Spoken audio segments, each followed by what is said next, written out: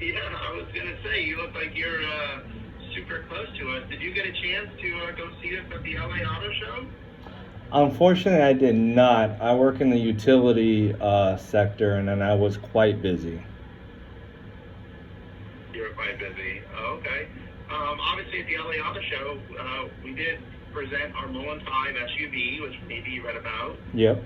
And we actually won. We did win the best EV SUV at the LA Auto Show, which is really cool. I'm aware of that. Considering we beat out, we beat out the Rivian and Fisker and a couple other, and Hyundai had one in the field, and Kia and so on and so forth. So we were definitely happy about that.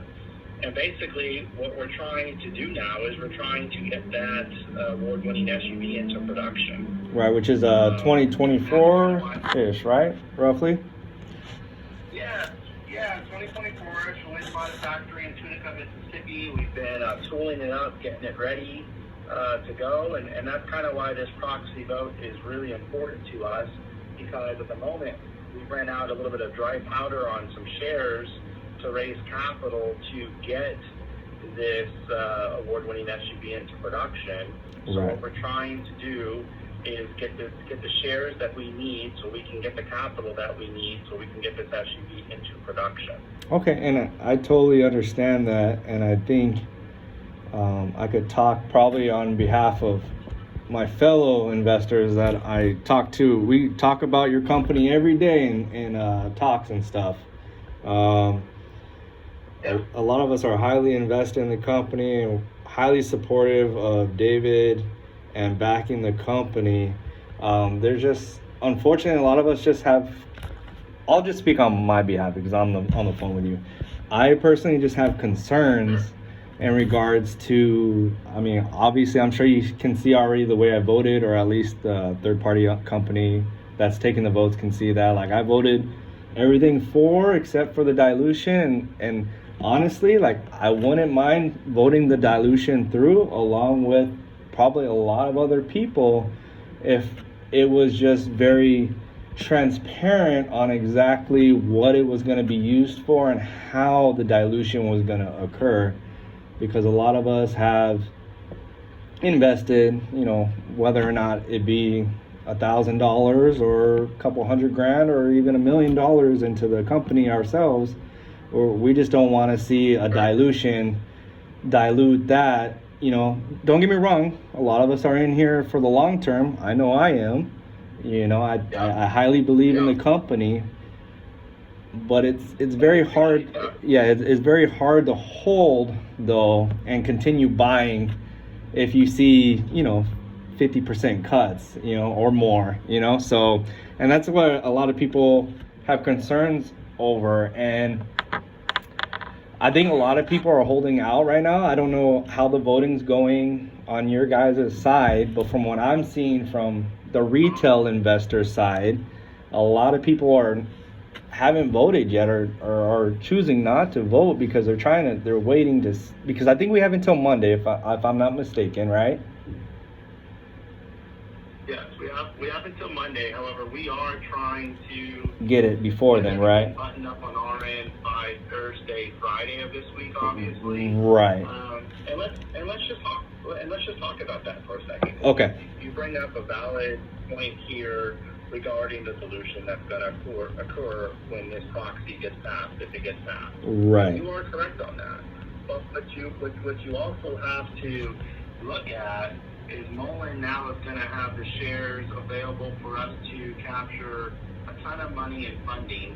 As you've seen, we have deals on the table for us to get anywhere between $200 to $300 million in cash. Right, I saw that. What we need, you probably saw some of the PRs come out. Right. $275 million or $300 million, whatever it is. Now MULN's going to get in cash on some of the deals that we have put in place. Now, what's going to happen is once we have that type of money in the books and we file our next, statements, obviously our evaluations are going to go through the roof, right? Correct. So whenever you have, $400, $500 million in cash, you're getting, 5-to-1 evaluation. It used to be 10-to-1, but in today's world, let's just be conservative and say 5-to-1. now all of a sudden we're going to have a $2.5 billion market cap. Right. So our market cap is going to change substantially. And when that changes substantially, then the stock is going to go up, obviously. It's going to put us, more in the realms of the Fiskers and the Lucids and so on and so forth. And we won't quite be the small kid on the block anymore. We'll be. Do you remember NEO by any chance a couple years ago when NEO was at like $2-3 a share? Yes, I do. I was gonna invest in NEO, and I chose not to just because of the whole Chinese stock market issues at that time. It's probably one of the biggest investments I kicked myself in the butt over.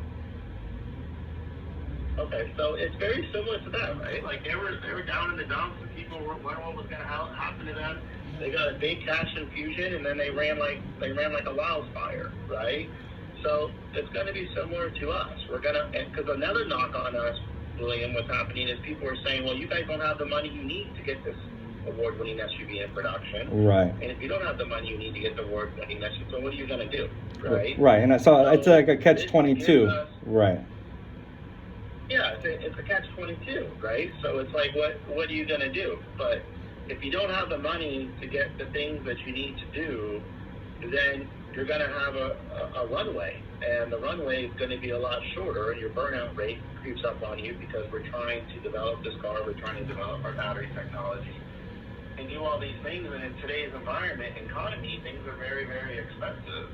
So, this proxy gives us a fighting chance to meet our goals, achieve the things that we want to do, right? Mm-hmm. And I think like a NEO situation, once we have the cash in hand and we're able to file it in our filings, we both know it's going to change our market cap tremendously. We'll be over $2 billion in market cap. And then what's going to happen is our stock's going to go up.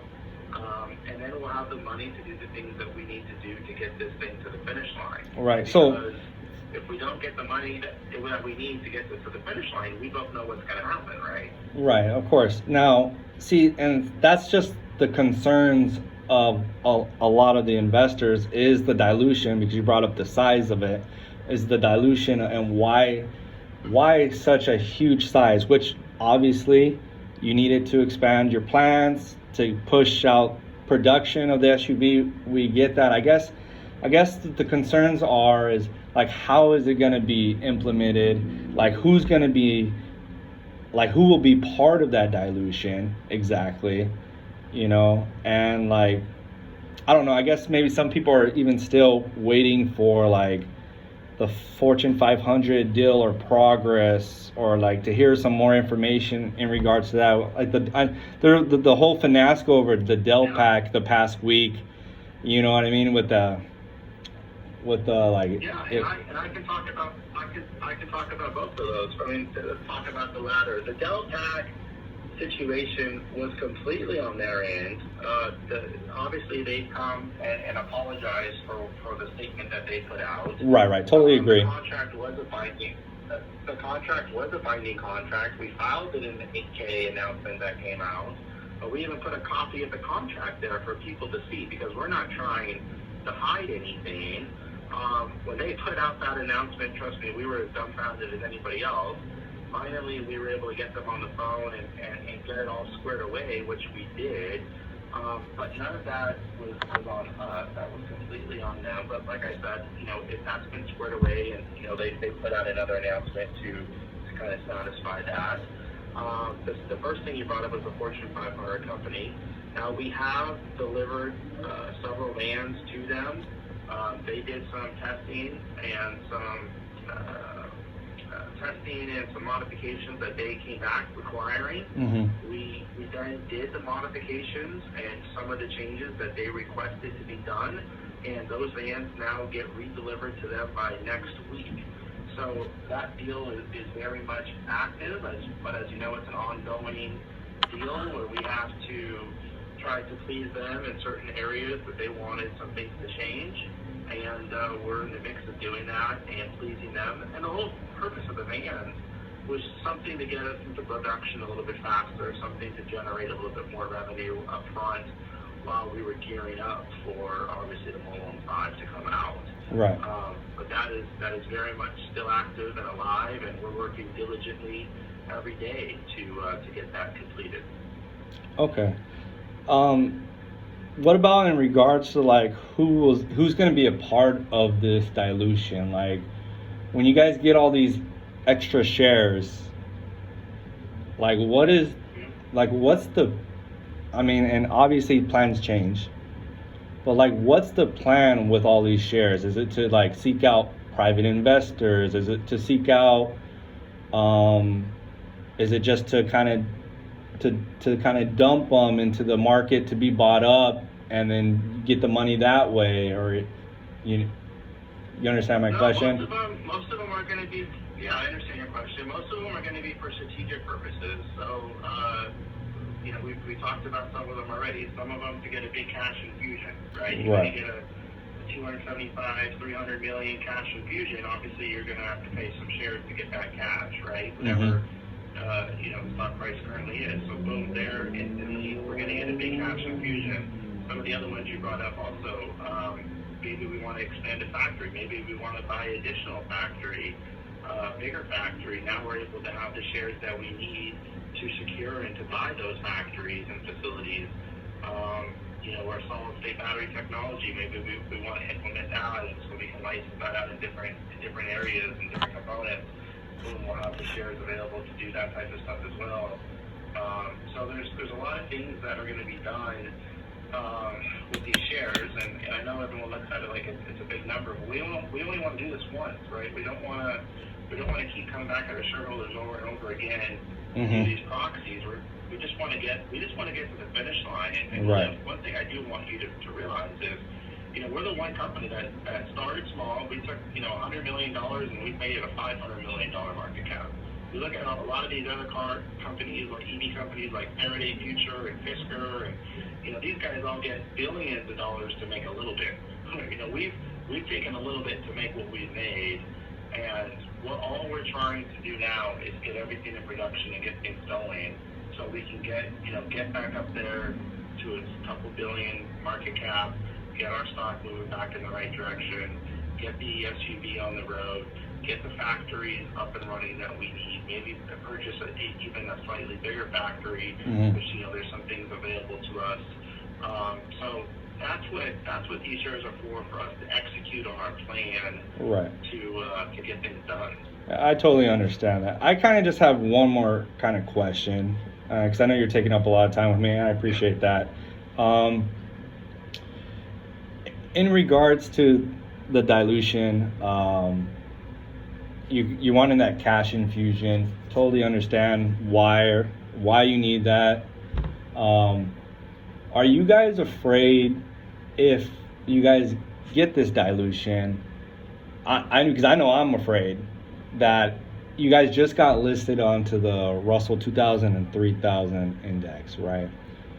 And a lot of us are concerned about maybe getting delisted from those if the price drops too much for a certain time frame, and then having to do a reverse split later down the road and whatnot. And a lot of us are concerned is that a possibility? Like because we really don't want that to happen. Reverse splits aren't always bad, but they're not necessarily a great thing.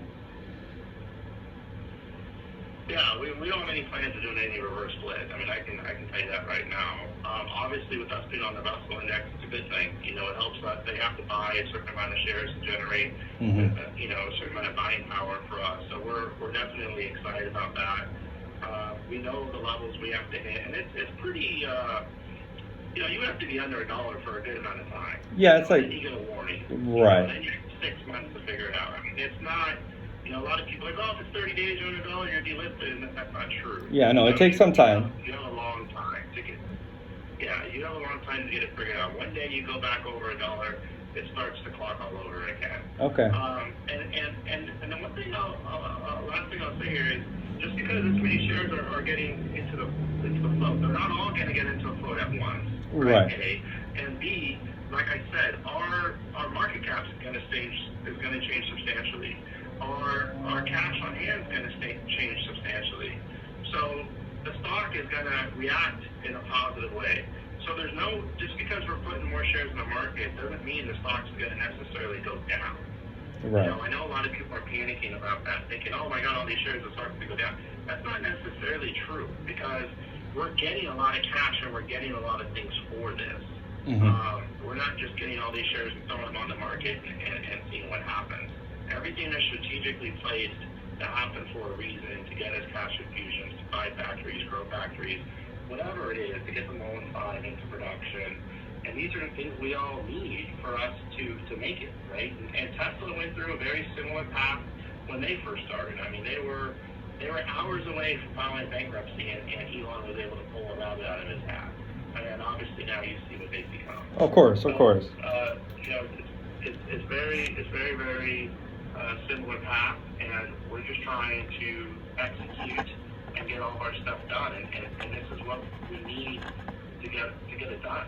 Okay, no worries. I totally understand that. I appreciate your time. I guess one more final question. Sorry.